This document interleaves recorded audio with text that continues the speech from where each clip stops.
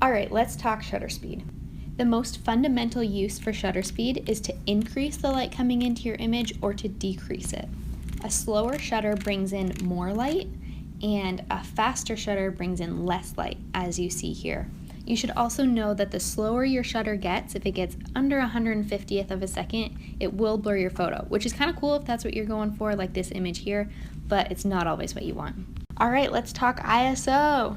Fundamentally, ISO is meant to change the sensitivity of your camera's sensor to light. Meaning when you have a lower ISO, it's less sensitive, and when you have a higher ISO, it's more sensitive, so it brings in more light. However, when you're bringing in more light, you're also bringing in more grain. Like all three fundamental camera settings, it's a total balancing act trying to get enough light into your image without compromising quality. All right, let's talk aperture, aka f-stop. The aperture's most fundamental use is to increase or decrease your image's depth of field.